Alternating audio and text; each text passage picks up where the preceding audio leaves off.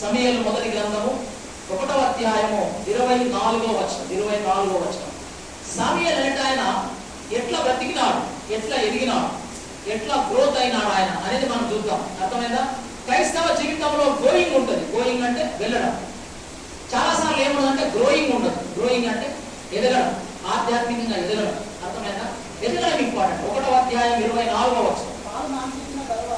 పాలు మానిపించిన తర్వాత అతడు ఇంకా చిన్నవాడై ఉండగా ఆమె ఆ బాలుని ఎత్తుకొని ఆ 3 కోడెలను తూమెడు పిండిని ద్రాక్షరసము తిత్తిని తీసుకొని షిలోహులోని మందిరమునకు వచ్చెను. ఇక్కడ ఒక చిన్న బాబుని ఎప్పుడు తీసుకొస్తుంది మందిరానికి అని అంటే పాలు మానిపించిన ఒక చిన్న పిల్లోని. మీరైతే యవనస్తుడు, మిమ్మల్ని ఎవ్వరు ఎత్తుకొని రావాలి అవసరం లేదు. మందిరాలు ఎంత వచ్చారు? మిమ్మల్ని ఎవరన్నా సంఘాలు ఎత్తుకొని వచ్చారు? మీ అప్ప కానీ అయ్యో ఎవరు ఎత్తారు? ఎవరు వచ్చారు? మీరే వచ్చారు. ఎవరు పారడబ్బా తీసేపించచ్చు మీ నోట్లోకి వెళ్ళి. మీరు ఆల్రెడీ మాంసం తినే వాళ్ళు వచ్చి పొద్దునే చెప్పిన పచ్చి మాంసం తినే స్థాయి వచ్చింది మీకు. అర్థమైందా? ఇప్పటికైనా మీరు బర్గర్లు బిర్గర్లు గుడ్లు తింటున్నారు. ఓకే, అదే ఒట్టి మాంసం కాదు. ఏ మాంసం అది? ఏ లీపులు అనేటువంటి మాంసం తింటున్నారు మీరు. కాబట్టి ఎవరు ఎత్తుకు రాలేదు. ఈ బాబునన్న కనీసం ఎత్తుకు రావాల్సి వచ్చింది. ఈ బాబునన్న ఒకరు తీసుకురావాల్సి వచ్చింది. ఆ సందర్భంలో దేవుడి కొరకు వదిలేసినారు. అర్థమైందా? వచ్చేటప్పుడు ఒట్టికి వచ్చింది ఆమె.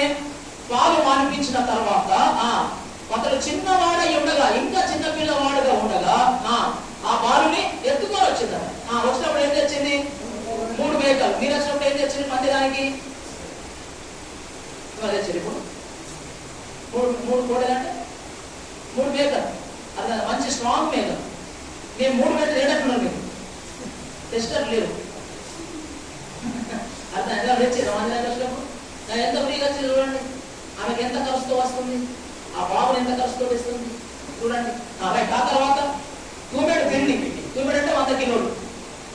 ఆశీర్వాద్ పిండి 100 ప్యాకెట్లు. ఒక పిండి మీరు ఒక్కరు చేశారు, ఒక ప్యాకెట్ 10 రొట్టెలు. తెచ్చులు లేదు, అచ్చులు లేదు. అర్థమైందా? ఆమె తీసుకొస్తుంది, ఆ బాబును కూడా తీసుకొస్తుంది. రైట్. ద్రాక్షరసము తిత్తిని తీసుకొని షిలోహు మందిరమునకు వచ్చెను. ఇంకా చదవండి. కోడెను వధించి పిల్లవాణిని తీసుకొని వచ్చి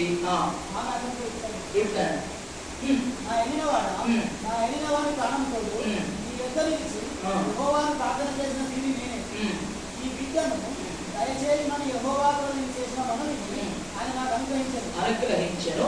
కాబట్టి నేను ఆ బిడ్డను యెహోవాకు ప్రతిష్ఠిస్తున్నాను. యెహోవాకు ప్రతిష్ఠిస్తున్నాను. వాడు బతికిన దినములన్నిటిలో వాడు యెహోవాకు ప్రతిష్ఠుడు అని చెప్పాను. అప్పుడు వాడు యెహోవాకు అక్కడనే మొక్కెను. ఆయన జీవితంలో పాలు మానిపించిన తర్వాత ఆరాధన. మొక్కెను అంటే ఆరాధన. అర్థమైందా? ఆ బాబుకి ఎవరు చెప్పలేదు, ఎక్కడ డిస్కస్ లో చెప్పలేదు. అమ్మ ఎత్తుకున్నది, తీసుకొచ్చింది, అక్కడ వదిలేసింది. ఇక నుంచి ఇక్కడనే బ్రతుకుపోయని చెప్పేసింది. ఎక్కడ వదిలేసింది? మందిరంలో వదిలేసి. మందిరంలో అక్కడే వచ్చేటప్పుడు ఒట్టిగా కాలి చేతుల్లో రాలేదు. కొన్ని తీసుకొచ్చి దేవుడికి సమర్పించింది. మీరు కొన్ని సవాల్స్ లాగా బతకాలి. ఏం లాగా బతకాల సవాల్? మీరు పొద్దున పెద్దగా అవుతారు, మీకు పెద్ద ఉద్యోగాలు వస్తాయి. ఉద్యోగాల తర్వాత మీకు 30,000 జీతం వస్తుంది అనుకోండి. జనరల్ జీతం వస్తే మీకు ఏం కమిట్మెంట్ ఉండాలంటే నా అంత డబ్బు దేవుడి సేవకి ఎవరు ఇవ్వదని కమిట్మెంట్ ఉండాలి. నా అంత బంగారం మందిరం ఎవరు ఇవ్వదని కమిట్మెంట్ ఉండాలి. దాన్ని మించి కూడా ఎవరు ఉండద్దండి అని కమిట్మెంట్ ఉండాలి. ఆమె 3 కోడెలు తెచ్చిందండి. ఒకటిగా 3 మేకప్ వెళ్ళాము. తూమెడు పిండి, ద్రాక్షరసము తిత్తి. ఎట్లా తీసుకోవాలి కమిట్మెంట్? చూడండి, మనం కూడా తీసుకోవాలి కమిట్మెంట్. మీకు పోటీ ఏంటంటే వారికి ఎటువంటి బట్టలు ఉన్నాయి, ఆమె ఎటువంటి బట్టలు ఉన్నాయి. వాడే బైక్ కొనుక్కున్నాడు, మనమే బైక్ కొనుక్కున్నాం. వాడు ఎవరితో తిరుగుతున్నాడు, మనం ఎవరితో తిరుగుతున్నాం. వాడికి ఎంత పెద్ద ఫోన్ ఉంది, మాకు ఎంత పెద్ద ఫోన్ ఉంది. వాడు అమ్మను కొట్టి ఎట్లా తీసుకుంటూ ఫోన్, నేను అయ్యను కొట్టి ఎట్లా తీసుకోవాలి. ఇది కాదు. నాకంటే ఎవడు కూడా నాకు ఉద్యోగం వచ్చినప్పుడు పరిచర్యకు నాకంటే ఎక్కువ డబ్బులు ఎవడు ఇవ్వకూడదు అని కమిట్మెంట్ చేయాలి. చేస్తారా? ఎంత భయం అలా చేయాలంటే కదా, కష్టంగా. దీన్ని క్రైస్తవ జీవితంలో చాలా బ్రైట్ లైఫ్ అంటారు అన్నమాట. డిమ్ లైఫ్ అంటే ఏంటి? ఎప్పుడు ఎన్నిక చేశారు, ఏం మాత్రం ఇయ్య అంటే డిమ్ అన్నమాట. అర్థమైనా? ఏదైనా సరే అటువంటి కమిట్మెంట్ తో బ్రతకాలి. అటువంటి సమయం వచ్చింది కాబట్టి చెప్తున్నా, మీ మైమార్గమే చెప్తున్నా. జనరల్ గా 10% ఇస్తారు ఎవరైనా కదా, 10% ఇస్తారు. గుర్తుపెట్టుకోండి, ఎప్పటికి గుర్తుపెట్టుకోండి, నా పేరు మర్చిపోండి, అర్థమైందా? నేను 10 కంటే ఎక్కిస్తా. నువ్వు ఎంత ఇస్తాను మీరు ఒకటోసారి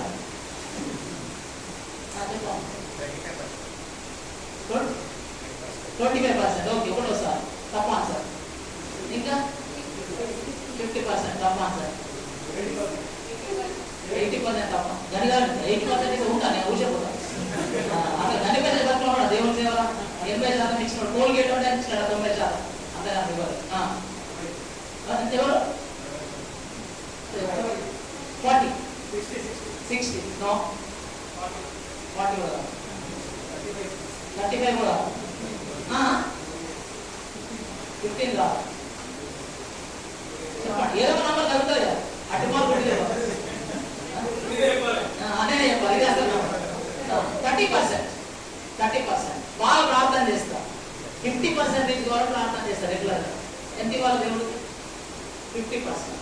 మీరు ఎక్కువ కాలం బ్రతకాలని కోరుకుంటారా, తక్కువ కాలం కోరుకుంటారా? మరి ఎక్కువ కాలం ఎక్కువ కాలం ఎందుకు కోరుకోరు? అది మాత్రం తక్కువ, బతుకుడు మాత్రం ఎక్కువ. అర్థంగా? ఎవరికి లాభం మరి? నువ్వు సస్తే దేనికి లావు? బతుకుతే భూమికి లావు. అట్లా కాబట్టి క్రైస్తవ జీవితంలో రాడికల్ డిసిషన్స్ ఉంటాయి. ఇది మర్చిపోండి, నా పేరు మర్చిపోండి, 30% మర్చిపోండి. ప్రార్థన చేయండి. ఇమానుయేల్ సార్ 50% ఇవ్వాలని ప్రార్థన మాత్రము చేయండి. మేము మాత్రం 1% ఇస్తాం చేయండి. మీరు మీకు అర్థమైనా? మంది పైసా మన సోపు. మీ చేతిలో పెట్టడం మా తాత గడ్డ, తెలుగు పెట్టడం మా అన్న గడ్డ, కిటికీలో పెట్టడం మా ఆయ పెట్టాడు. మా నువ్వే పెట్టాలంటే గాలి వస్తే ఇంటికి మంచిగా ఆ గాలినంతా కూడా తీసుకుంటా. అంతే నా పనే చెప్తావా? నీ షేర్ ఏమైనా ఉన్నదా లేదా? ఒక స్త్రీ ఒక బాబును పట్టుకొని మందిరానికి వచ్చేటప్పుడు ఇవన్నీ తీసుకొచ్చిందండి. చూసినా? రాడికల్ ఉమెన్ ఆమె. రాడికల్ ఆమె ముట్టిన వాడు కూడా రాడికలే ముట్టింది. శామ్యూయల్ ఏం తక్కువ కాదు. అర్థమైందా? కాకి ఎవరు కొడతారు? కాకే కొడతారు. కోకిలకి ఎవరు కొడతారు? కోకిలే కొడతారు. ఇదంతా కావు కావాలన్న పోగడానికి వస్తుందా? రాదు. అందుకని మీరు రాడికల్ దేవుడు పిల్లలు. ప్రాణం పెట్టేంత రాడికల్ మైండ్ ఉంది యేసుప్రభు. మరి ఆయన పిల్లలు మనం చూడరా? ఉంటారు. మనం కూడా అంతే రాడికల్ గా ఉండగల డీప్ ఉండకూడదు. రైట్. ఆ బాబును తీసుకొస్తారట, అప్పుడే మొక్కిందట ఆయన, అక్కడే ఆరాధన చేసిందట. చిన్నప్పటి నుంచి ఆయనకి ఏం అలవాటైంది? ఆరాధన అలవాటైంది. వాళ్ళ అమ్మతో పాటు మందిరానికి వచ్చిండు. సంవత్సరం ఒక్కసారి మాత్రమే వాళ్ళ అమ్మ వస్తుండే. పెద్దగా బట్టలు కూడా అమ్మ ఏమి ఇవ్వలేదు. సంవత్సరం ఒక్కసారే బట్టలు ఇస్తుండే.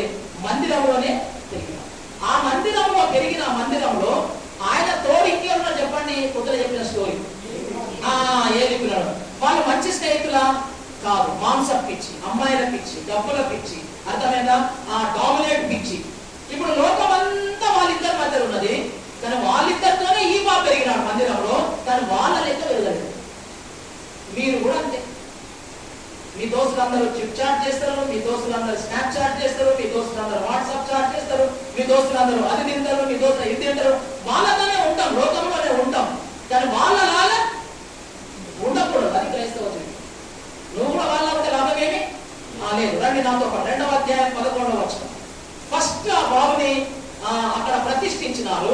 అక్కడికి ఆయన ఎక్కడికి వెళ్ళడో చూడండి, ఏం చేస్తున్నాడు. 2వ అధ్యాయం 11వ వచనం.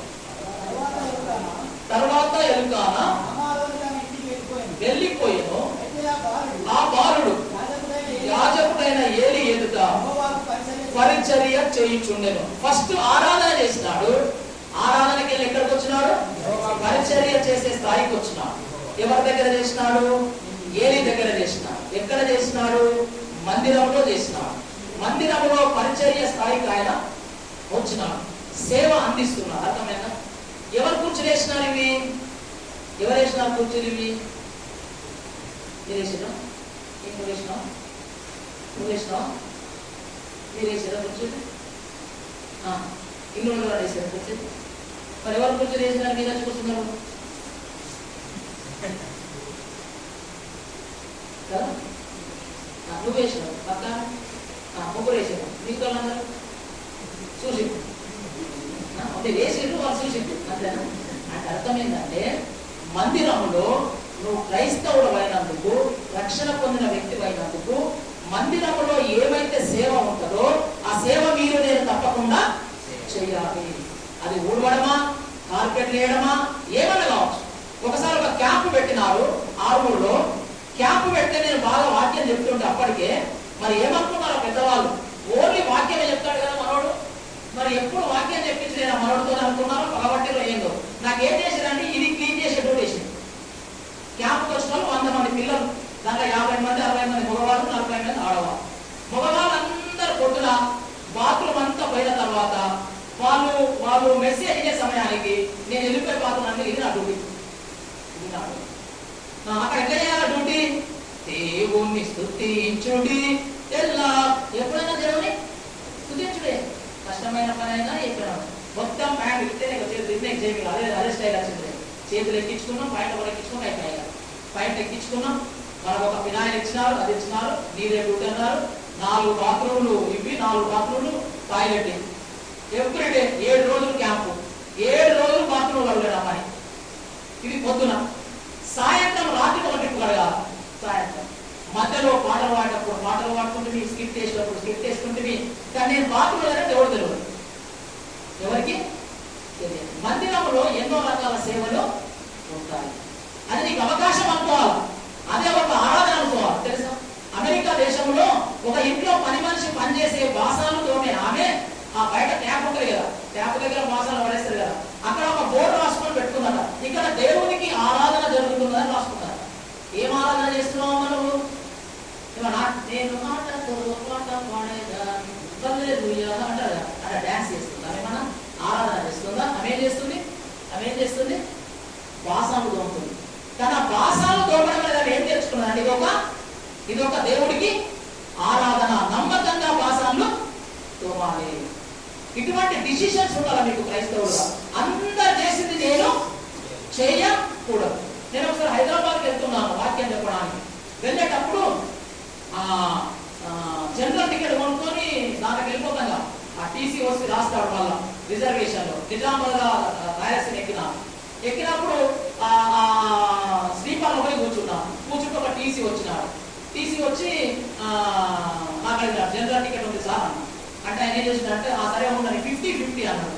50-50 అంటే నాకు అర్థం కాలేదు. నేను క్రాక్ జాబ్ తీసుకెళ్ళి అనుకుంటున్నాను, ఎందులో 50-50 అన్నాడు. అటు పోయిండు, మళ్ళీ వచ్చిండు. వచ్చి మళ్ళా ఏం బ్రదర్ 50-50 అన్నాడు. నాకు అర్థం కాలేదన్నా పక్క కూర్చున్నాడు. కూర్చుండి 100 రూపాయలు రాస్తాను నీకు, నీకు 80 రూపాయలు కదా, 50 ఇచ్చుకొని 50 ఇచ్చే అంటున్నా. అదా సంగతి. నేను ఇవ్వ సార్ అన్న. ఇవ్వకపోతే ఎట్లా మరి అన్నాడు. నేను 100 ఇస్తా సార్, నాకు అది రిసిప్ట్ రాయండి అన్న. రిసిప్ట్ ఎందుకు? నీకు 50 నాకు 50 అంటాను. నేనేమన్నా అంటే సార్ నా పేరు ఇమాన్యుయల్ సార్ అన్నాడు. నా పేరు నతానియల్ సార్ అన్నాడు. నువ్వు క్రిస్టియనే, నేను క్రిస్టియనే. నేను చెప్పిన సార్ నేను పాస్టరే సార్, అది ఏమేమి సార్ అన్న. ఒరే నాయన మా అన్న పాస్టరే, మా డాడీ పాస్టరే, ఒక అన్న అమెరికాలో పాస్టర్ అన్నట్టే. అదే అయితే ఇప్పుడు ఏది సార్ నేను అన్నా. ఏం లేదు మళ్ళా 50-50 అన్న. అంటే నేను చెప్పినా అట్లా చేయలేదు సార్. నేను ఆల్రెడీ ఒక క్యాంపులో కాన్ఫరెన్స్ లో మాట్లాడానికి పోతున్నా. అగ్గై కాన్ఫరెన్స్ లో నేను చెప్పే సబ్జెక్ట్ ఇంటిగ్రిటీ అంటే యథార్థంగా బతకడం ఎట్లా అని. కాబట్టి ఇక్కడ నేను డబ్బులు ఇస్తే యథార్థంగా బతకనంటే సార్ నేను అంత అంటే లాస్ట్ కి అన్నాడు కదా, అసలు ఏమి ఇవ్వకపోయి పైసలు అన్నాడు. అర్థమైనా? నేను చెప్పిన అట్లా కూడా తప్పే సార్ అన్నారే. 50 అంటే ఏమి ఇవ్వకద్దంటే అన్నాడు. చెప్పాను 100 తీసుకో, నాకు రిసిప్ట్ 100 ఇచ్చినా రిసిప్ట్ తీసుకో. ఎక్కడైనా రాడికల్ గానే అదే నా ప్లేస్ లో వేరే ఉంటే మీరుంటే చేతులు దేవుడికి స్తోత్రం హల్లెలూయా. ఎంతమంది దేవుడు తెల్లారి సాక్షి చెప్తారు. ఎంతమంది దేవుడు తెలుసా? మేము వేరే ప్రయాణం చేసినప్పుడు దేవుడు ఒక టీచర్ పంపించాడు. ఆయన క్రైస్తవుడేనట, అన్న పాస్టర్ అట. నేను పైసలు ఇస్తే కూడా అన్నాడు. అమ్మా ఎంతమంది దేవుడు అంటే దేవుడికి స్తోత్రం. మనమే చెప్పండి అదే అలాంటి మనమే ఒక పిస ఇంకొక పిస. అదే మనం ఎందుకు అంటున్నామో తెలియదు, వాడు ఎందుకు అంటున్నామో తెలియదు. ఆ తర్వాత మనం ఎందుకు అర్థం కాలేదు. దొంగతనం చేసిన కాలుడి అంటున్నాం, వాళ్ళకి అర్థం కాదు. నిద్ర కాలుడి అన్నట. This is not Christian life. నువ్వు ఎక్కడైనా రాడికల్ గానే బతకాలి. రక్షణ పొందుతున్న బతుకుతావు, రక్షణ ఫలాలు అట్లా ఉంటాయి. అర్థమైందా? ఈ బాబు ఆరాధనతో స్టార్ట్ చేసిన వాడు గ్రోయింగ్ కాదు లైఫ్. అంటే ఇట్లా వెళ్ళిపోవడం కాదు, వస్తున్నాడు పోతున్నాడు కాదు, గ్రోయింగ్, ఎదుగుతున్నాడు. ఆయన పరిచర్య చేసే స్థాయికి వచ్చినాడు. That is Christian life. మీరు కూడా పరిచర్య చేయాలి. ఎక్కడైనా పరిచర్య చేయవచ్చు. గుర్తుపెట్టుకోండి, ఎక్కడైనా పరిచర్య చేయవచ్చు. ఒక అన్న ఒక సిస్టర్ ఇద్దరు కలిసి ఫ్లైట్ లో ప్రయాణం చేసి వచ్చి ఒక చర్చికి వెళ్ళినారు. ఈ అన్న దిగి ఒక ఆటో మాడుకుని ఆమె కూడా అదే ఆటోలో ఎక్కింది. ఒక చర్చికి వెళ్ళినారు. వెళ్ళిన తర్వాత ఆయన కంటే ముందు పరిగెత్తుందట ఆమె. ఎందుకు పరిగెత్తుందప్ప ఈమె ఆమెను పోయినాడు. పోయి చూస్తే ఆమె వాష్రూమ్స్ అన్ని క్లీన్ చేసుకొని చర్చకు వస్తున్నారు అన్నమాట. ఆమె అప్పటి వరకు ఎవరు ఫ్లైట్ లో అంటే ఎయిర్ హోస్టర్. ఆమె విమానంలో పనిచేసే అమ్మాయి. అసలు విమానంలో పనిచేసే అమ్మాయి ఎట్లా తీసుకుంటారు తెలుసా? చాలా స్మార్ట్ అమ్మాయిలే తీసుకుంటారు. అదొక క్రైటీరియా. భాష చాలా బాగుండాలి. అర్థమైనా? Hi hello what you want నా ఏం కావాలమ్మా అంటే నేను ఒకటి. అర్థమైనా? వాళ్ళ భాష చాలా స్మూత్ గా ఉండాలి, వాళ్ళ ముఖం చాలా స్మూత్ గా ఉండాలి. ఆ అందమైన అమ్మాయి అందమైన చేతులన్నీ ఓన్లీ రైస్ లోనే ఇంటికి వచ్చేట మందిరంలో బాత్రూంలో అడుగుతుంది. అర్థమవుతుందండి? అర్థమవుతుందా? రాజు లెక్క తయారై దాని లెక్క తయారై ఎన్నికలు రింగులు చేసుకోవాలంటే రుజువులు కాదు. ఏం చేయాలి? మందిరంలో పరిచర్య చేసే స్థాయికి ఎదగాలి. ఇక కొంచెం ముందుకు రండి. 2వ అధ్యాయం 21వ వచనం. మంచిది. యెహోవా అన్నాను దర్శించగా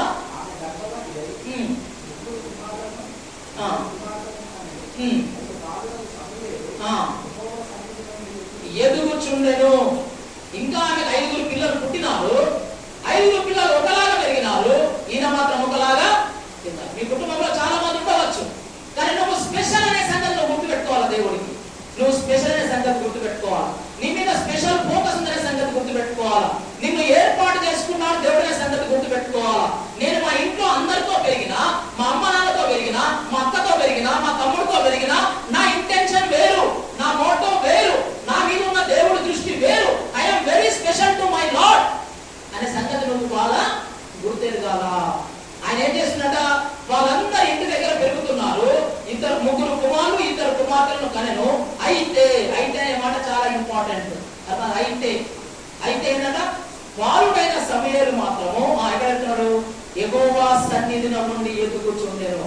దేవుడితో సహవాసం, దేవుడితో మాట, దేవుడితో ప్రార్థన, అక్కడ ఎదుగుతున్నాడు. మనం అందరం లోకంలో ఎదుగుతాం, కానీ ఎక్కడ ఎదగాల? దేవుడిలో ఎదగాలి. ఇప్పుడున్న ఈ మనిషిలా ఉండకూడదు. 5 ఏళ్ల తర్వాత ఇంకా బాగా ఎదగాలి, ఇంకా బాగా ముందుకు సాగాలి. ఒకప్పుడు నువ్వు చిన్న అబద్ధం ఆడేవాడివి, ఇప్పుడు అసలే అబద్ధం ఆడవు మన ఎదుగుదలలోకి రావాలి. ఒకప్పుడు చిన్న పాపం చేసేవాడివి, అసలు ఇప్పుడు పాపం చేస్తలేదనే స్థాయికి ఎదగలగాలి. ఒకప్పుడు గర్వంగా ఫీల్ అయ్యే వాళ్ళము, ఇప్పుడు గర్వంగా ఫీల్ కాదు, తగ్గింపులోకి వస్తుందని చెప్పగలగాలి. తెలుసా? అంతేగాని చర్చకి వచ్చిన 5 ఏళ్ల తర్వాత ముందు కొంచెం గర్వం ఉండే, ఇప్పుడు ఇంకెక్క గర్వం వస్తున్నా కూడా అది తప్పు ఫిలాసఫీ. సమూయేలు ఎట్లా ఎదుగుతుందో, గ్రోయింగ్ కాదు, వెళ్ళిపోవడం కాదు. గ్రోయింగ్ అంటే ఎదగడము. అప్పుడు ముక్కులకి ఇచ్చి ఆట ఆడుతుంది కాదు.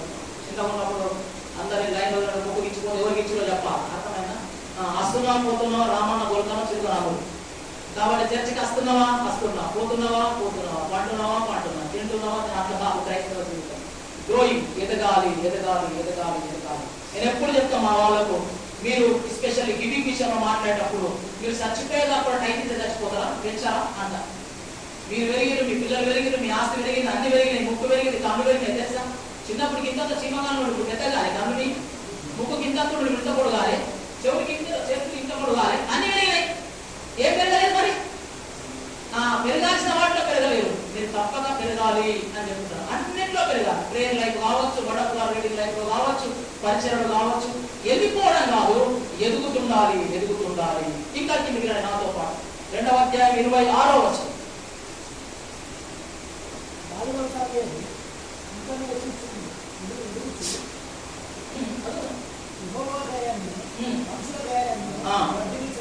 ఎక్కడెక్కడ తినడం వల్ల? యెహోవా దయయందును మనుషుల దయయందును వర్ధిల్లు. 2 రకాల వర్ధిల్లాలి. కొన్నిసార్లు దేవుడితో బాగా ప్రేయర్ఫుల్ ఉంటే మనం ఏం చేస్తామంటే, వీళ్ళతో మనకేం మన యొక్క వీళ్ళు ప్రేయర్ఫుల్ కాదు, వీళ్ళు వాక్యం చదవరు, ఇలా పట్టుకున్న అవసరం లేదు అని చెప్పి మనం సపరేట్ వరల్డ్ మెయింటైన్ చేస్తాం. అట్లా కూడా తప్పే. దేవుడు దయందు ఎదగాల.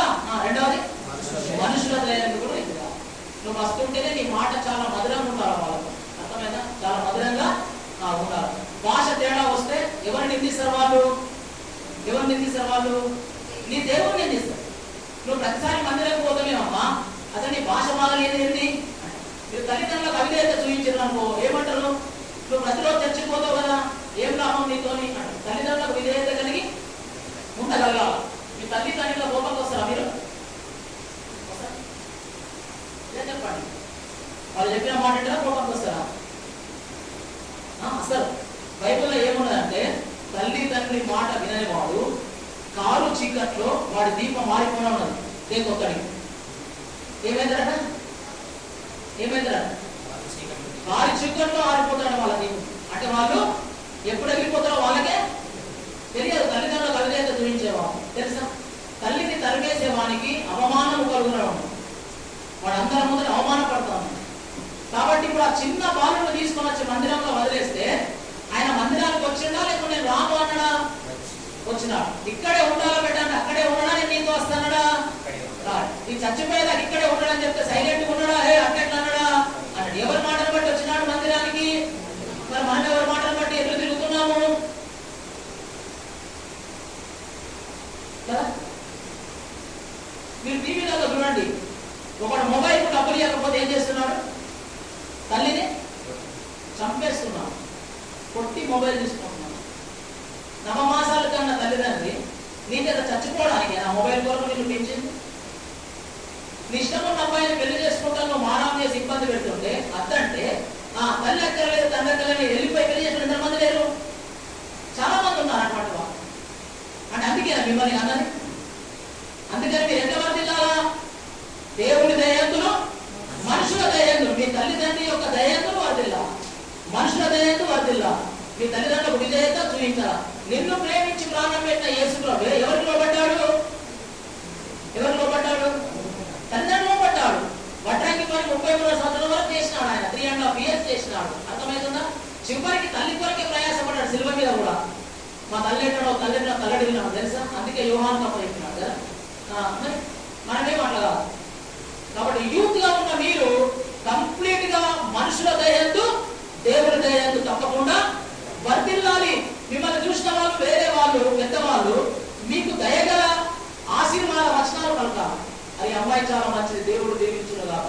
ఈ అబ్బాయి చాలా మంచోడు, దేవుడు దీవించును కాక. అంతే అప్పుడు వాడ చెడగొట్టడోడా అనద్దు. శాపం పెట్టకూడదు. వాళ్ళు మంచిది కాదు. వాళ్ళు మిమ్మల్ని ఏం చేయాలా? బ్లెస్ చేయాలి. మీ తల్లిదండ్రులు ఏ రోజు కూడా వీటిని ఎందుకు కన్నాని కన్నీరు కాల్చకూడదు.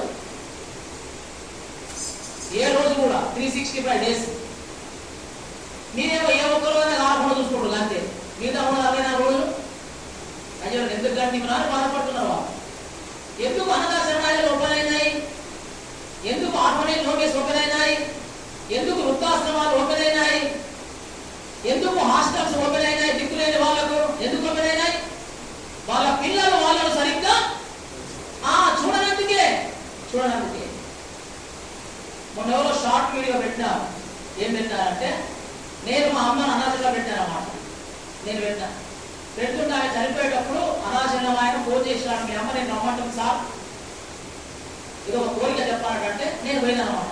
పోతే మా అమ్మ చెప్తుంది కోరిక చనిపోయేమో ఏమనంటే ఇక్కడ పండుకునే పెట్టి మీద ఫ్యాన్ లేదురా, కొంచెం ఫ్యాన్ పెట్టి అన్నారు నాతో.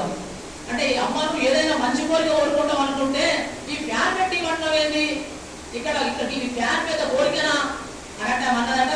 నేను 10 ఏళ్ళకి వెళ్ళే ఈ ఫ్యాన్ లేకుండా ఇక్కడ ఉండగలుగుతున్నా, కానీ నేను ఇక్కడికి వెళ్ళిపోయిన తర్వాత నీ పిల్లలు ఇక్కడికి పంపిస్తారా, నువ్వు ఫ్యాన్ లేకుండా ఉండలేవు అన్న. అందుకని ఫ్యాన్ పెట్టి ఇవ్వమంటా. నా కూడా కాదా, నీ కూడా కాదా? అర్థమవుతుందా? ఆర్ఫనేజ్ హోమ్స్ స్టార్ట్ అవుతున్నాయి, అనాథ శరణాలయాలు బయట కట్టబడుతున్నాయి. అంటే కారణం ఏంటంటే మనం బాగా లేము, తల్లిదండ్రులు బాగా చూడడం లేదని అర్థం. అర్థమవుతుందా? ఒక క్రైస్తవుడిగా, క్రైస్తవ కుమారుడిగా, క్రైస్తవ కుమార్తెగా ఏ రోజు నీ తల్లిదండ్రులు దూరము కొట్టకూడదు. బైబిల్లో రాయబడ్డ మాట, నీ తల్లిని తండ్రిని సన్మానించు. ఎందుకు? దీర్ఘాయుష్మ బాగా ఎలా ఉందా? వేదికలా ఉందా? ఉంటే మంచిది ఉంది ఎవరు. ఎందుకో తెలుసా? ఇంకా బాగా తినచ్చు, అది మంచిది కాకుండా తినచ్చు. నువ్వు దీర్ఘాయుష్మంతులం అన్నట్టు నీ తల్లిని తండ్రిని సన్మానించు అనే మాట రాయబడింది.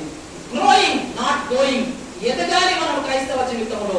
మనుషుల దయందులు, దేవుడి దయందులు ఆయన వర్ధిల్లు చుండెన వారిని. మీకు ఒక సవాల్ విసురుతున్నా. మీ మూలంగా మీ తల్లి, మీ మూలంగా మీ తండ్రి ఏ రోజు కూడా కన్నీరు కార్చవద్దు. దేవుడితో ప్రమాణం చేయండి. నన్ను బట్టి యేసయ్య మా అమ్మ ఏడవకూడదు, నన్ను బట్టి మా నాయన ఏడవకూడదు, నా ఆశల కొరకు, నా అల్లరి కొరకు మా అమ్మ నాన్నని కష్టపెట్టను అని మీరు తీర్మానం చేయగలగాలి. అర్థమైందా?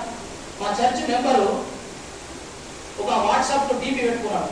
డీపీ పెట్టుకొని ఏం రాస్తున్నాడు అంటే my daddy is my hero అని రాస్తున్నాడు. ఏం రాస్తున్నాడు? My daddy is my hero అని రాస్తున్నాడు.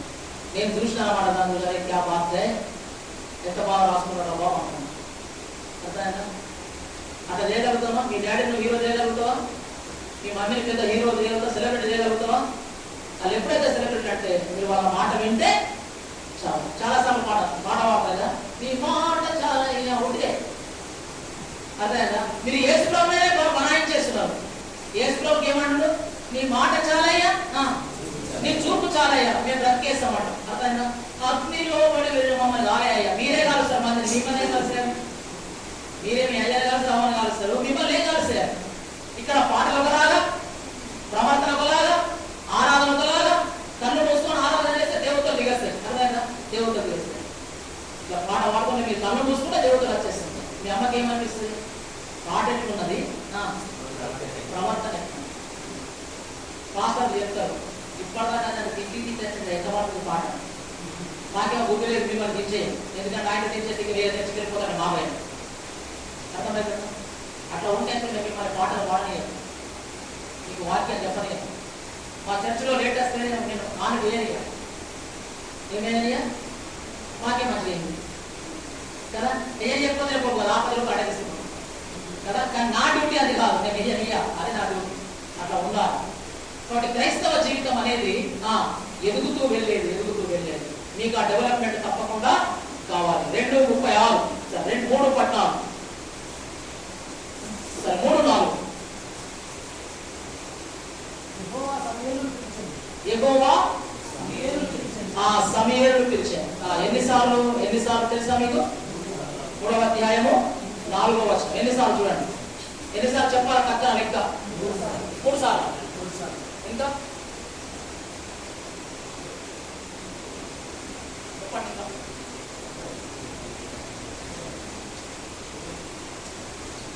సరే చెప్పండి, ఎన్నిసార్లు?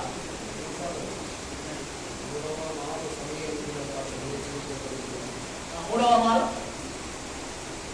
సమూయేలు పిలువగా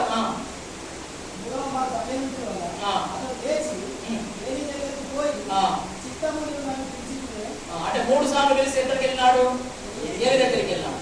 ఇప్పుడు ఎన్నోసార్లు పిలిచినాడు? అది సంగతి. ఎన్నిసార్లు పిలిచినాడు? 4 సార్లు పిలిచినాడు సమూయేలు దేవుడు. అర్థమవుతుందా? Every day he is listening God's voice. Every day 4 సార్లు దేవుడు ఆయనతో మాట్లాడుతున్నాడు. 4 సార్లు దేవుడు పిలుస్తున్నాడు. దేవుడి స్వరం వినపడగలిగినంత దగ్గర సమూయేలు. యాక్చువల్గా ఏలితో మాట్లాడ దేవుడు. ఏలి ఎక్కడున్నాడు? ఇంట్లో ఉన్నాడు. సమూయేలు ఎక్కడున్నాడు? దీపస్తంభం ఉంటున్నప్పుడు దీపస్తంభం దగ్గర ఉన్నాడు. ఎందుకున్నాడు? దీపం మారిపోకుండా నూనె వేయడానికి ఉన్నాడు. అప్పుడు పాత నిబంధనల కాలంలో ఏంటంటే దేవుడు దీపస్తంభం దగ్గర ఎవరైతే ఉంటారో అక్కడికొచ్చే దేవుడు మాట్లాడేవాడు. దీపస్తంభం దగ్గర ఎవరున్నారు ఇప్పుడు? సమూయేలు. అందుకని సమూయేలుతోనే మాట్లాడతారు. దేవుడి యొక్క స్వరం వినపడగలంత దగ్గరలో సమూయేలు ఉన్నాడు. మీరున్నారు అట్లా? మిమ్మల్ని పిలుద్దామని వస్తున్నాడు దేవుడు. యాక్చువల్ గా మీతో మాట్లాడదామని వస్తున్నాడు. అసలు సమూయేలుతో మాట్లాడి ఏం చెప్పినాడు? జరగబోయే భవిష్యత్తు అంతా చెప్పినాడు. ఏలి ఏమైతాడు, ఏలి పిల్లలు ఏమైతాడు, నువ్వేం చేయాలో మొత్తం చెప్పినాడు. అది చెప్తామని వచ్చినందుకు సమూయేలు రెడీగా ఉన్నందుకు వినగలిగినాడు, విన్నది చేయగలిగినాడు, చేసింది చూడగలిగినాడు. మీరు కూడా దేవుడి స్వరం వినబడినంత దగ్గరలో మీరు ఉండగలిగితే దేవుడు నీతో నాతో కూడా మాట్లాడతాడు. ఎక్కువ అవకాశం ఎట్లా మాట్లాడతాడు? వాక్యం ద్వారా మాట్లాడు. వాక్యం ఎక్కడుంది? సెల్ఫ్లో ఉంది. ఇది రాకుండా ఎక్కడుంది? నెత్తి కింద ఉన్నది. జరమస్ ఎక్కడుంది? పక్కకు ఉన్నది. లోపల ఉన్నదా? అది ఎత్తలేదు. దానికి రూట్సే లేవు. పైపులు ఏమైనా ఉన్నాయా? లేవు. అది కళ్ళ ముందుండా రోజు చదవాలి, నెమరు వెయ్యాలి. బైబిల్లో రాయబడ్డ మాట ఏంటి? అది జుంటె తేనె దారాల కంటే బియ్య ఉందట, వేలి బంగారం కంటే సూపర్ ఉందట. అర్థమవుతుందా? బంగారం కంటే మంచిది బైబుల్. కానీ బైబుల్ చదివేది బంగారం కొట్టుకుంటారు. ఇంకా కావాలి. అర్థమైందా? వాళ్ళ బైబిల్ బంగారం కొట్టుకుంటారు. బంగారం కంటే మంచిదని బైబుల్, మంచిదని బైబుల్ చెప్తుంది కదా. దీన్ని పట్టుకొని నేను చూసుకుంటలేదా? ఇంకా కావాలి బంగారం. దాని నువ్వేమో బంగారం చూస్తున్నావు, నీ మీద బంగారం దొంగ చూస్తున్నావు. ఒక ఆమె బస్సులో పోయేటప్పుడు కమ్మ కొట్ట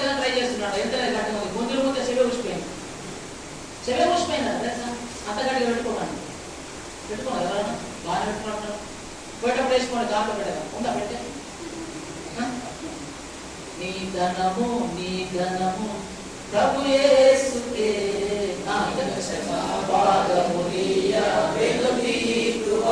నీ బంగారము నీ పైసలన్నీ ప్రభు బాబంటే దాంట్లో 10% ఇస్తానే అంటాడు దేవుడు. అక్కడ 10 కాదు ఫస్ట్ బంగారమే అంటాడు అంటే అర్థమవుతుందా? అసలు నువ్వు ఇస్తుంటే దేవుడు ఆశ్చర్యపోవాలండి. ఏంద్రా వీడు ఇంత తక్కువ జీతంలో ఇంత ఎక్కువ డబ్బులు ఇస్తాడు, వీడు ఇంత సన్నంగా ఉన్నాడు, ఇంత పెద్ద పెద్ద భాషలు పోస్తాడు పరిచర్యలో, వీడికి సమయమే లేదు, చాలా బిజీ ఆఫీసర్ అయినా కానీ పరిచర్యలో మళ్ళీ ఉండేది అని దేవుడు షాక్ కావాలి. షాక్ మీద షాక్ మందికి దేవుడికి. నీకు దమ్ము ధైర్యం ఉంటే దేవుడికి షాకి అర్థమైనా. అలాంటి వీళ్ళకి షాక్, వీళ్ళకి సంవత్సరం ఏమి లేదు. బలం తక్కువ, పరిచయలో పనిచేయడం ఎక్కువ, డబ్బులు తక్కువ, ఇవ్వడం ఎక్కువ, సమయం చాలా బిజీ, పెద్ద ఆఫీసర్ ఐఏఎస్ ఐపీఎస్, కానీ దేవుడు పరిచయలో ఉంటాడు. ఎక్కడ టైం దొరుకుతుంది నాకు? దావీదు మానవుడు 40 ఏళ్ళు రాజుగా చేసినాడు తెలుసా, కానీ ప్రతిరోజు వాక్యం చదివి ఉన్నాడు. అంత బిజీ పర్సన్ టైం ఎక్కడ దొరికిందండి? యేసు ప్రభువు అంత బిజీ ఎవరు లేడు ప్రపంచంలో తెలుసా. అయినా రోజు ప్రార్థన టైం ప్రార్థన ఉంది, వాక్యం టైం వాక్యం ఉంది, పరిచయం టైం పరిచయంగా ఉన్నది, కాలు కడిగే టైం కూడా కాలు కడిగే టైం ఉన్నది. ఎట్లా మెయింటైన్ చేసిండు ఆయన? మరి ఎట్లా మెయింటైన్ చేసిండు? మనం అట్లా చేయలేదు, మనం అట్లా షాకింగ్ వాళ్ళు. అర్థమైందా? ఎవరికి? దేవుడికి ఏం సంపాదించడం ఉంటుంది ఇట్లా చేస్తారు వీళ్ళు. అది చెప్పాలి, దేవుడు చెప్పాలి, ఏమమ్మా ఇట్లా పని చేస్తున్నావు, నేను షాక్ అవుతున్నాను ఎప్పుడు అది. అర్థమవుతుందా? రైట్, ఇంకా కిందికి రండి. 3వ అధ్యాయం 19వ వచనం. ఎన్ని రకాల డెవలప్మెంట్? ఆరాధన చేస్తున్నాడు, సేవ చేస్తున్నాడు. 2:18 చదివినారు మీరు అసలు? 2:18 చదవలేదు. బాలుడైన సమయలు నారాతో చేయబడిన ఏపోదు ధరించుకొని యెహోవాకు పరిచర్య చేయుచుండెను. 2:18లో ఉంది. ఆయన ఒక ప్రీస్ట్గా ఎదిగినాడు. అర్థమైందా? ఒక ప్రీస్ట్, యాజకుడు అయిపోయినాడు ఆయన.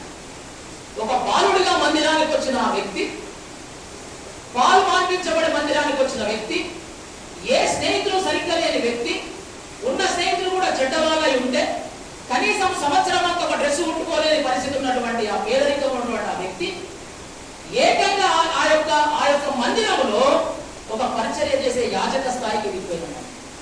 మనం అట్లా ఎదుగుతున్నామా అనేది ప్రశ్న. ఎదుగుతున్నామా అనేది ప్రశ్న. రైట్, ఇంకా కింది కూడా 3:19 ఒక్క నిమిషం మొబైల్ ఇవ్వండి. మొబైల్ జస్ట్ పెట్టుకోండి. నాకు పేపర్స్ 3:19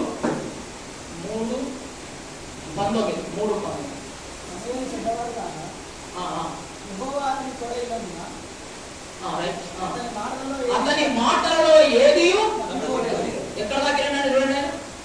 అతని మాటలలో ఏది కూడా ఒక రాజా చడిగేవాడు. సమయాలు నేను యుద్ధానికి వెళ్తున్నా, గెలుస్తానా ఓడిపోతాను, గెలుస్తావంటే గెలుచులేదు. ఇంకోసారి వచ్చేవాడు రాజు, సమయాలు నేను యుద్ధానికి వెళ్తున్నా, గెలుస్తానా ఓడిపోతానా, ఓడిపోతామంటే ఓడిపోడు.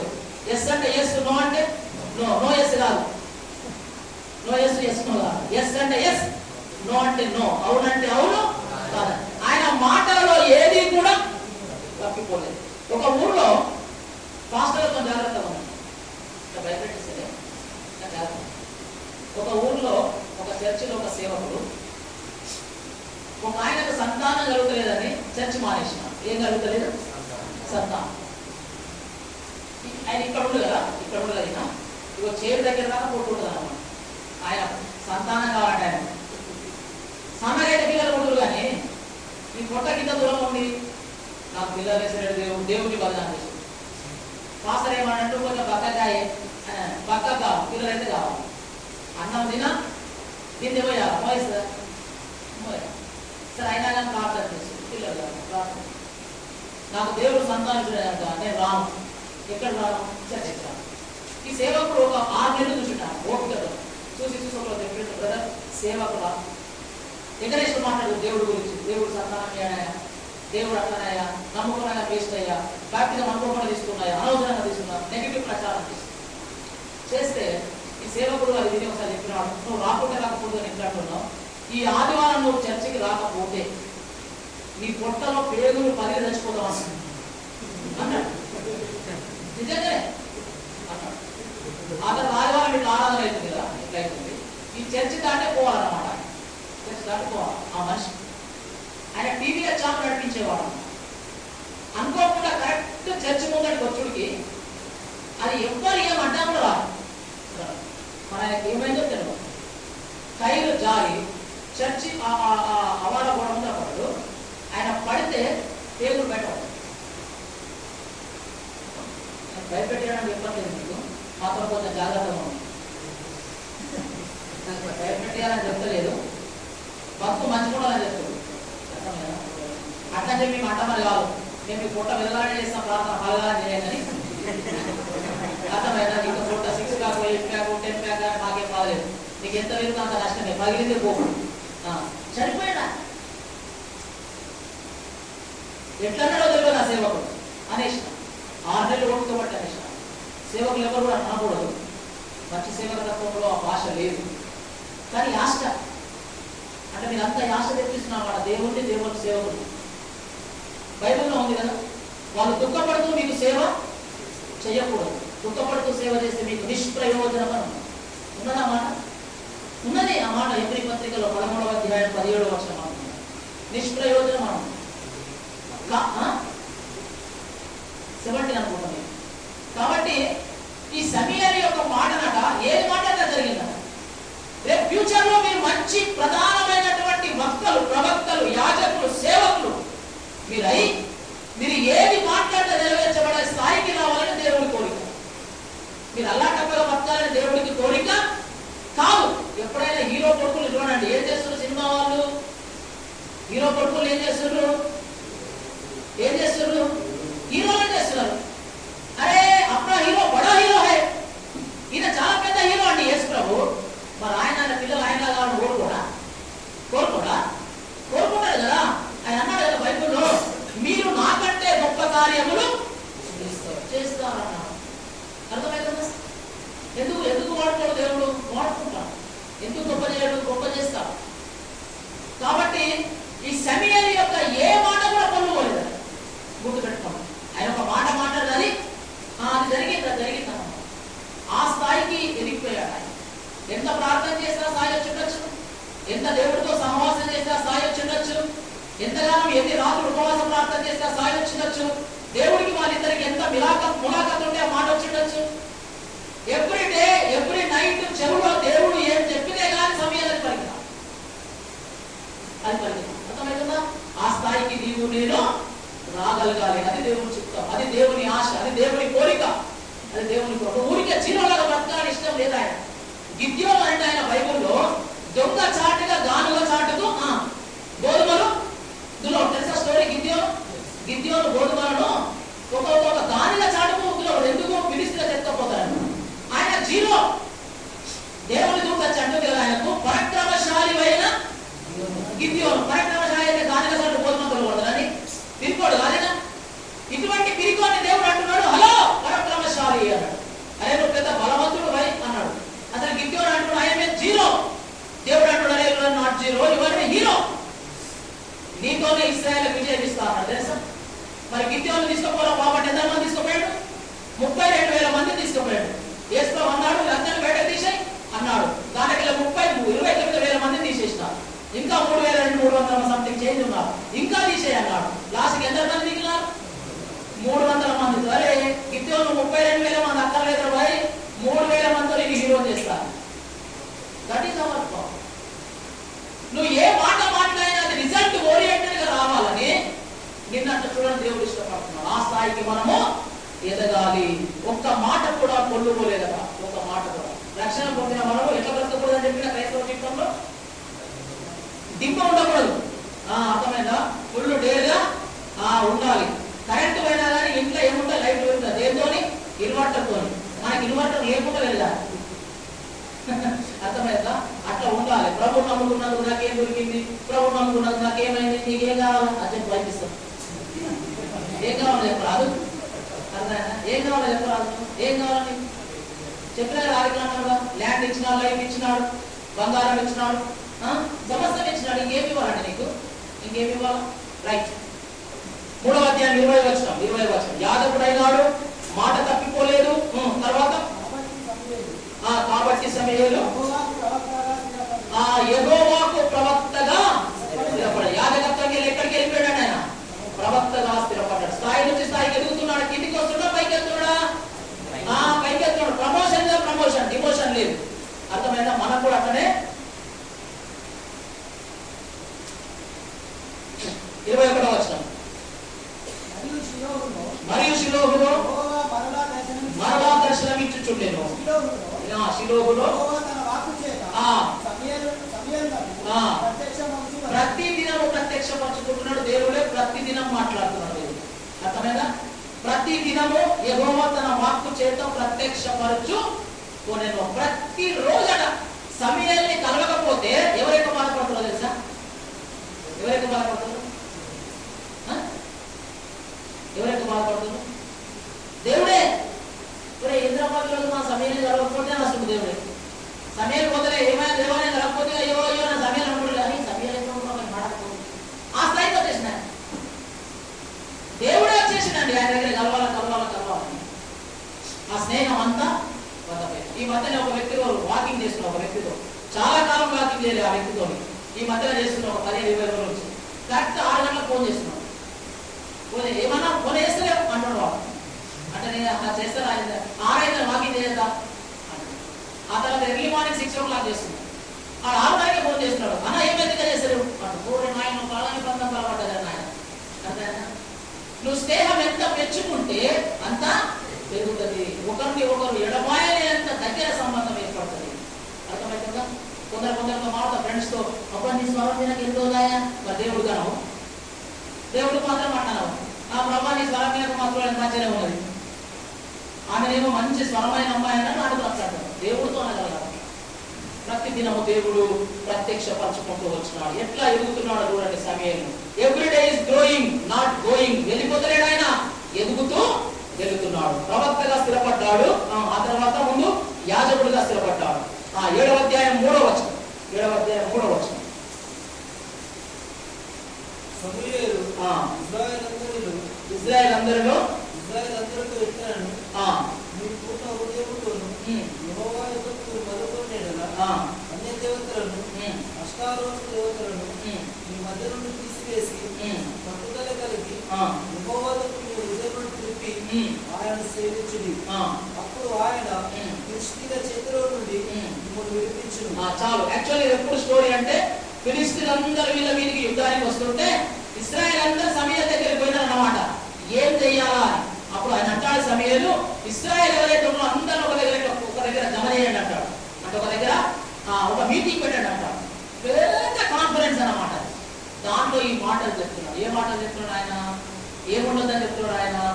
మీ దగ్గర ఏది కూడా దేవుడికి వ్యతిరేకమైనది ఉండకూడదు. మీరు పూర్ణ హృదయంతో దేవుడిని సేవిస్తే దేవుడు ఫిలిష్తీయుల మిమ్మల్ని విడుదల చేశాడు. ఒక ప్రవక్తే కాదండి, ఒక పెద్ద స్పీకర్ అయిపోయినాడు ఆయన. ఇశ్రాయేలు ప్రజలందరికీ, యూదులందరికీ అద్భుతమైన వాక్యం చెప్పే వాక్యోపదేశకుడు ఎవరంటే సమూయేలు. అర్థమైందా? కొన్ని వేల మందికి. మీరు ఐగుప్తు దేశానికి వెళ్ళి బయటకు వచ్చినప్పుడు ఎంత మంది వచ్చినారు ఇశ్రాయేలీయులు? ఎంత మంది వచ్చినారు? 6 లక్షలు కాదు సైన్యం. అర్థమైందా? అది ఓన్లీ యూదుల లెక్క ప్రకారం పురుషుల లెక్క కట్టేవారు. ఆ పెళ్ళి అయితే ఎంత మంది అవుతారు? 12 లక్షలు. ఒక్కొక్కరు కొడుకు ఎంత మంది అవుతారు? 18 లక్షలు. ఇద్దరు పురుషులు ఎంత అవుతారు? 24 లక్షలు. అప్పుడప్పుడు ఆధార్ కార్డు లేని 3 పుడతారు. అదే 3 పుడతారు. అప్పుడు 4 పుడతారు. ఎంత అవుతారు? మొత్తము 30 లక్షలు. దరిదాపులు ఆల్మోస్ట్ 30 lakhs ఉన్నారు. 30 లక్షలు. 30 లక్షల మందికి సమూయేలు ఇస్ ద స్పీకర్. అర్థమైంది? 30 లక్షలు. మనం మొత్తం హైదరాబాద్ లో వాడబడితే, అక్కడ వాడబడితే, దేశ విదేశంలో వాడబడుతుంది. దైవం సమూయేలు పేరు ఎక్కడ వేసినారా? ఎక్కడ మా చర్చ వాళ్ళు అంటున్నారు, అన్న నేను యూట్యూబ్ లో పెడదామన్న మెసేజ్, అన్న నేను యూట్యూబ్ లో పెడదామని అంటున్నారు. యూట్యూబ్ లో పెడుతున్నారో తెలియదు కానీ మొత్తం ఎందుకు ఎవరెవరో వాక్యం సరిగా చెప్పని వాళ్ళు కూడా యూట్యూబ్ లో పెట్టి ఉత్తగానే ఫేమస్ అయిపోతున్నా. మా చర్చలు అంటున్నా ప్రతిదీ షార్ట్ వీడియో పెడదామన్నా, అది పెడదామన్నా, ఇది పెడదామన్నా అని అంటున్నాను. ఎందరు మందికి స్పీకర్ అయినా ఆల్మోస్ట్ ఆల్ ఇజ్రాయెల్స్ అందరూ ఒక దగ్గర చేకూర్చున్నారు. అసలు అప్పుడు వెళ్ళినప్పటి సంగతి ఇంకా ముందుకు వెళ్ళిపోతే చాలా మంది పుట్టినారు తెలుసా. 30 లక్షల మందికి బికేబిఏ స్పీకర్ అని ఆ స్థాయికి విన్నారు. ఏం చెప్తున్నాడు అందులో? ఎవరి గురించి చెప్తున్నాడు అందులో? సమూయేలు గురించి మాట్లాడుతున్నాడా? నేను ఎక్కడ పుట్టినా, ఎక్కడ పెరిగినా, ఎక్కడ పెద్దగైనా నా సాక్ష్యం ఏమంటే పేదవాడికి ఉన్నా, ఇట్లయినా అట్లయినా చెప్పాడు ఆయన. అట్లా చెప్పలేడు. మీరు విగ్రహాలు వదిలిపెట్టండి, దేవుడు మీకు విజయాన్ని ఇస్తాడని చెప్తాడు. ముక్కు సూటి వాక్యం, అర్థమైనా? దేవుడు మిమ్మల్ని దీవిస్తాడు. హల్లెలూయా. అటువంటి ఏం మంచి మంచి వచనాలు చెప్పలేను సార్. ఉన్నది ఉన్నట్టే. కట్టింగ్ మెసేజా లేకుంటే లిఫ్టింగ్ మెసేజా? ఏం మెసేజ్ ఇచ్చిన ఆయన? కట్టింగ్ మెసేజే. అర్థమైందా? ఒక ఆమె మా చర్చ ఆమె, ఒక ఆమె ఈ వెనుక ఉంటుంది కదా బ్లౌజ్, ఇంత రౌండ్ లెక్క కట్ చేసి పెట్టుకుందన్నమాట. అది కూడా డీప్ పెట్టడం మా పాసనంలో చెప్పింది అనమాట. అమ్మా మీరు బాగా ఏదన్నమాట తెల్లారి చర్చ బా. అర్థమైందా? అదే పాసనం ఉండి అమ్మ అసలు ఎంత బాగా కట్టేయిందమ్మా ఇది, అర్థమైందా? ఇది ఎక్కడ కుట్టించినామమ్మా, నేను కూడా కుట్టించుకుంటామా అని మా పాసనం అంటే ఆమె ఇంకొక 5 చేస్తుండే చర్చకి. ఎటువంటి వాళ్ళు చేస్తుండే? ఆ కట్టింగ్ వాళ్ళు చేస్తుండే. లాస్ట్కి ఇంకెవరు కట్ చేసుకుంటుండ్రి? ఇంకెవరు కట్ చేస్తుండ్రి? పాసనంగా కట్ చేసుకుంటుండ్రి. అర్థమైందా? అప్పుడు ఏం చూడాలి, భలే కట్ చేసుకున్నామమ్మా, ఇది కాదు వాక్యం. ఎంత రౌండ్ పెద్దగా పెట్టినావా అది చూడడానికి మంచిది కాదు. అర్థమైందా? బాగా రాకున్నావా ముఖానికి, శోధనలో పడటం మంచిది కాదు. ఇక్కడ చెప్పే వాక్యం చెప్పే స్పీకర్స్ ఈ కాలంలో లేరు, వెతికినా దొరకడం లేదు. గుర్తుపెట్టుకోండి. మిమ్మల్ని కట్టాలి అంటే కట్ చేయాలి. ఏ మొక్కైనా ఎదగాలి అంటే కొమ్మల్ని కట్ చేయాలి. అందుకే సమీయలు అన్నాడు, ఫస్ట్ విగ్రహాలు తీసేయండి, ఫస్ట్ మీరు అవి తీసేయండి, పూర్ణ హృదయంతో రండి, దేవుడు మీకు విజయం ఇస్తాడన్నాడు. అంతేగాని ఏమన్నా చేయండి, విజయం ఇస్తాడలే. అర్థమైనా? ఒక 30 lakhs పీపుల్ కు పెద్ద కాన్ఫరెన్స్ కు ఆయన పెద్ద స్పీకర్ అయిపోయాడు. మీరు స్పీకర్ కావాలని ప్రార్థన చేయకండి, మీరు ప్రార్థన చేస్తే స్పీకర్ అయింది. అర్థమైనా? ప్రభా నేను 50,000 మంది మాట ప్రభా అంటే నీకు 50 మంది కూడా మాట్లాడారు. ప్రభా నేను నమ్మకంగా బ్రతకాలి ప్రభా, నేను స్థాయి కన్నా తీసుకోవాలి. టాలెంటెడ్ పీపుల్ చాలా మంది ఉన్నారు ప్రపంచంలో, నమ్మకమైన వాళ్ళు. మీరు గుర్తుపెట్టుకోండి, చాలా డేంజర్ అయిపోయింది క్రైస్తవ సేవకులు, పెద్ద పెద్ద సెలబ్రిటీ సేవకుల యొక్క వీడియోలు చూస్తే మీరు ఆశ్చర్యపోతారు. వాళ్ళకు ముక్కు చీముడని కదా యూట్యూబ్లో పెడుతున్నారు. ఏమంటే ముక్కు చీముడ సేవది అలా పిల్లలు హాస్పిటల్ జాయిన్ అయినప్పటి నుంచి, పుట్టినప్పటి నుంచి, తెచ్చినప్పటి నుంచి, కారు ఎక్కినప్పటి నుంచి, ఇది కష్టప్పటి నుంచి, కొన్ని వేసినప్పటి నుంచి, వాడి మధ్యలో వచ్చిన నడుస్తున్నప్పటి నుంచి ఇవన్నీ యూట్యూబ్లో పెడుతున్నారు తెలుసా? అందుకే మనం సేవ చేస్తుంది మన అన్ని యూట్యూబ్లో పెట్టడానికి కాదు కదా. మనకు చాలా సేవ ఉన్నది. ఇటువంటి సిచ్యువేషన్ లో క్రైస్తవ్యం ఉన్నది. మీరు రాడికల్ గా బ్రతకాలి, మీరు బాగా ఎదగాలి, మీరు దేవుడికి మహిమపరచబడేటట్లు మీరు బ్రతుకుని ఉండాలి. లోకంలో ఉన్న వాళ్ళతో మీరు సమానంగా ఉండకూడదు. గుర్తుపెట్టుకోండి. దాన్ని నేను క్లోజ్ చేస్తాము. 4:15 అవుతుంది. నాకు ఎంతకి ఇచ్చినా టైం మర్చిపోయినా. ఎంత కదా దేవుడికి స్తోత్రం, టైం మర్చిపోయినా కదా. ఎప్పుడైనా ముగించాలి మీకు గుర్తుగా టైం మరి 3 మీకు కూడా గుర్తులేదా? అయ్యో దేవుడు ఎంత మంచివాడు, న్యాయవంతుడు. ఎవరికి టైం గుర్తులేదు కాబట్టి మనం ఇప్పుడే చాలా చేసుకున్నాం అనుకున్నా సత్యం ఏం బాగలేదు. రైట్, రండి నాతో పాటు. 7వ అధ్యాయం 6వ వచనం. వారు విశ్వాలో కూడుకొని నీరు చేరి యెహోవా సన్నిధికి కుమ్మరించి ఆ దినం ఉపవాసం నుండి యెహోవా దృష్టికి మేము పాపాత్మం అడుగుతుంది. 7వ అధ్యాయం 6వ వచనం. మిస్పాలో సమూయేలు ఇశ్రాయేలీయులకు న్యాయము తీర్చుచు వచ్చాను. ఏమైనాడండి ఇప్పుడు ఆయన? సమూయేలు న్యాయాధిపతి అయినాడు, యాజకత్వం వహించినాడు, ప్రవక్తగా స్థిరపడ్డాడు, పెద్ద స్పీకర్ అయినాడు, ఇప్పుడు న్యాయాధిపతి ఆయన. ఇన్ని పోస్టులు బైబిల్ ఎవరు లేదు. ఇన్ని పోస్టులు, ప్రవక్త ఉంటే ప్రవక్త ఉన్నాడు, యాజకుడు ఉంటే యాజకుడు, రాజు ఉంటే రాజు ఉన్నాడు. ఉంటే 2 ఉన్నాయి. కానీ ఆయన యాజకుడు అయినాడు, ప్రవక్త అయినాడు, న్యాయాధిపతిగా కూడా స్థిరపరచబడ్డాడు. ఈ సమూయేలు ఒట్టిగా వెళ్ళట్లేదు, ఆయన ఎదుగుకుంటూ వెళ్తున్నాడు. గ్రోయింగ్. 7వ అధ్యాయం 8వ వచనం. మన దేవుడైన యెహోవాను ఫిలిష్తీయుల చేతిలో నుండి మనల్ని రక్షించినట్టుగా మా కొరకు ఆయన ప్రార్థన చేయడం మానవద్దని సమూయేలుతో మనవి చేసిరి. ఇశ్రాయేల్ అందరూ కూడా ఒకరు పంపించాడు సమూయేలు దగ్గరికి. ఫిలిష్తీయుల చేతిలో మనం గెలిచేటట్లు, మనం ఓడిపోయి ఉండేటట్లు సమూయేలు ప్రార్థన చేయటం మానవద్దని ఆయనకు చెప్పాడు. సమూయేలు ప్రార్థన మానేసి ఏమవుతుంది? ఇశ్రాయేలు ఓడిపోతారు. చూసినారా? ఒక పెద్ద ప్రేమ అయిపోయినారు. చాలా మంది దగ్గర రాగాలి కావట్లేదు. ఏమని? అమ్మా కొంచెం నా కోసం ప్రార్థన చేయాలి. ఎందుకో తెలుసా? నువ్వు ప్రార్థన ఆపేస్తే నాకు పరేషన్, నువ్వు ప్రార్థన ఎవరికి పరేషన్? నేను అప్పుడు మా భార్య చెప్తాను, ప్రసంగం చేయకపోతున్నా కొంచెం ప్రేయర్ అయిపోయాక ఎందుకు? ఆమె ప్రేయర్, ఆమె వారియర్. ఆమె ప్రార్థన చేస్తే మనమేమో ఇక్కడ వచ్చి యుద్ధం చేస్తాం. అర్థమవుతుందా? కాబట్టి వాళ్ళని అడుగుతున్నట్టు సమయంలో మా కొరకు ప్రార్థన మానవద్దనే చెప్పండి. నువ్వు మానేస్తే మేము ఓడిపోతాము. ఏ స్థాయికి వెళ్ళిపోయాడు సమయం చూడండి. ఏకంగా దేశం యొక్క ఓటమి విజయం ఎవరి చేతిలోకి వచ్చినాయి? యుద్ధం చేసిన చేతిలో లేవు, కత్తి తిప్పేవాడి చేతిలో లేవు, సైన్యం చేతిలో లేదు, రాజు చేతిలో లేదు. ఇశ్రాయేలు గెలవాలంటే వీళ్ళందరూ సమయం చేతిలో ఉన్నారు. ఆ స్థాయికి వెళ్ళాడు. ఆ స్థాయికి నువ్వు ఆ స్థాయికి వెళ్ళగలుగుతావు. ఎవరికి ఇష్టం ఇట్లా? దేవునికి ఇష్టం. లాస్ట్ మాట చెప్పి క్లోజ్ చేస్తాం. లాస్ట్ మాట 1 minute. I want take 1 minute. 7వ అధ్యాయం 13వ వచనం. 10వ వచనం. సమూయేలు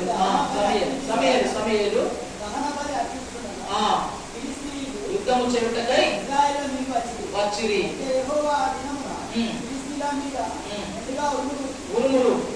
ఉరిమించి తారుమారు చేయగా వారి ఇశ్రాయేలు చేత ఓడిపోయారు. ఎవరిని బట్టి ఓడిపోయినారు ఫిలిష్తీయులు? ఎవరిని బట్టి ఓడిపోయినారు ఫిలిష్తీయులు? మళ్ళీ ఎవరిని బట్టి ఓడిపోయినారు ఫిలిష్తీయులు? సమూయేలు దహన బలి చేయించు వచ్చుచుండగా ఏమైందట? ఉరుములు మెరుపులు వచ్చిన కారణం చేత ఫిలిష్తీయులు ఇశ్రాయేలు చేతిలో ఓడిపోయినారు. సమూయేలు ప్రార్థన ఇక్కడైతే కాదైతే ఎఫెక్ట్ పరలోకమున చేరి ఓడిపోయింది ఫిలిష్తీయులు. అర్థమైందా? ఎవరు డిసైడ్ చేసినారు? ఎవరు డిసైడింగ్ ఫ్యాక్టర్ ఇక్కడ? ఎవరు? సమూయేలు. నువ్వు అట్లా నీ కుటుంబానికి విజయం ఇవ్వగలవు, నువ్వు నీ సంఘానికి విజయం ఇవ్వగలవు, నువ్వు నీ గ్రామానికి విజయం ఇవ్వగలవు, నువ్వు వేరే వాళ్ళ రక్షణ పొందడానికి నువ్వు డిసైడింగ్ ఫ్యాక్టర్ కాగలవు. ఎప్పుడో తెలుసా? నువ్వు ప్రార్థన చేసే వ్యక్తిగా ఎదిగినప్పుడు. ఇంకొక మాట 7వ అధ్యాయం 11వ వచనం. ఫిలిష్తీయులు అనబడిన వారే ఇశ్రాయేలు సరిహద్దులోనికి తిరిగిరాక ఆగిపోయింది. సమూయేలు ఉన్న దినములన్నిటను యెహోవా హస్తము ఫిలిష్తీయులకు విరోధముగా ఉండేది. అర్థమైందా? సమూయేలు బతుకున్న రోజులు దేవుడి హస్తం ఎవరికి వ్యతిరేకంగా ఉన్నదట? ఫిలిష్తీయులకు ఏం అర్థమైతలేదు. అరే మేము ఇంత ఖతర్నాక్ యుద్ధం చేసే వాళ్ళని ఎందుకు ఓడిపోతున్నాం రవై అంటే అర్థమైతలేదు. ఎందుకు ఓడిపోతున్నాం అంటే సమూయేలు బతుకున్నంత కాలము ఫిలిష్తీయులకు యెహోవా హస్తం విరోధముగా ఉండేది. ఎవరికి అర్థం కాదు నీకు ఎందుకు విజయం వస్తుంది. అర్థమవుతుందా? ఎందుకు విజయం వస్తుందా అంటే నువ్వు ఉన్నంత కాలము దేవుడు వేరే వాళ్ళకు ఏమన్నాడు? ఈ శత్రువులకు విరోధంగా ఉన్నాడు. విజయాలు వెంబడి విజయాలు. Because of sand. ఆ స్థాయికి ఎదుగుతావా? ఆ స్థాయికి ఎదగాలని ప్రార్థన చేస్తావా? కనీసం 10వ అధ్యాయం 1వ వచనం చూస్తే ఒక మాట రాయబడింది. సమూయేలు తైలం పుట్టి పట్టుకొని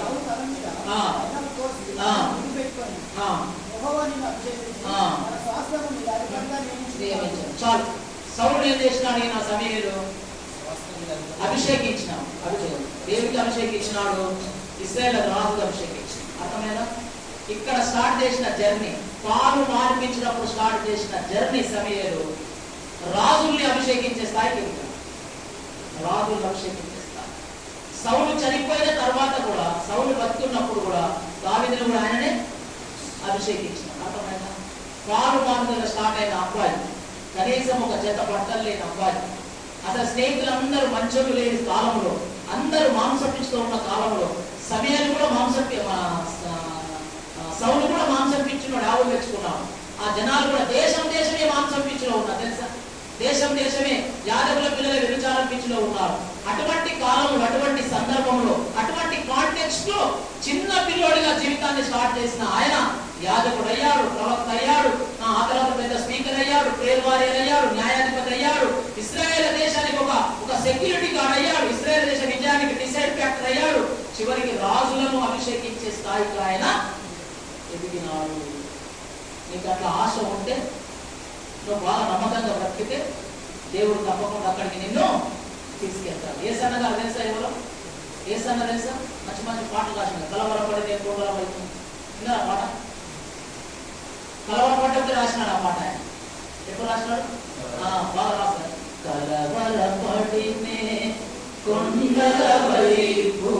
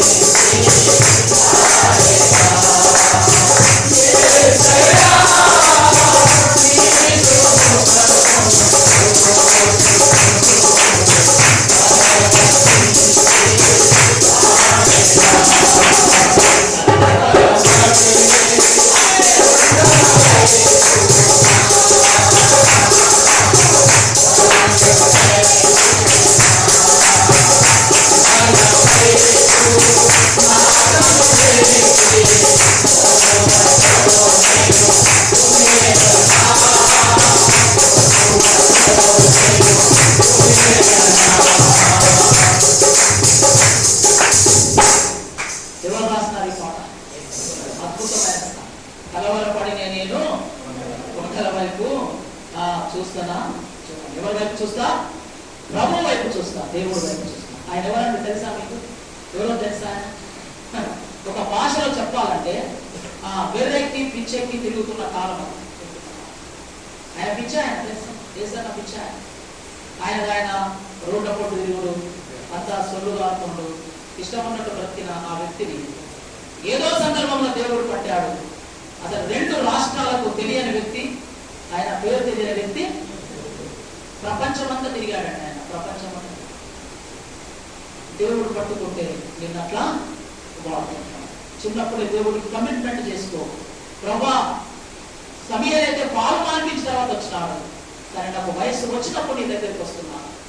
ఆమె ఏమేమో తీసుకొని నీ దగ్గరికి వచ్చింది, నా దగ్గర ఏమి లేకుండా నీ దగ్గరికి వస్తున్నాను. నాకు ఒకటే ఆశ, నీ పాదాల దగ్గర బ్రతకాలని, యెహోవా సన్నిధిలో ఉండాలని, యెహోవా సన్నిధిలో పరిచర్య చేయాలని, నువ్వు వాడుకుంటే వాడబడాలని, ఏ స్థాయికి ఎదిగిస్తే ఆ స్థాయికి ఎదగాలని నా ఆశ ఏంటంటే నీకు నమ్మకమైన దాసుడిగా దాసురాలిగా మారాలని. ప్రార్థన చేస్తావా? అట్లా ప్రార్థన చేస్తే దేవుడు తప్పకుండా వాడుకుంటాడు. కళ్ళు మూసుకోండి దయచేసి, అందరం ప్రార్థన చేసుకుందాం.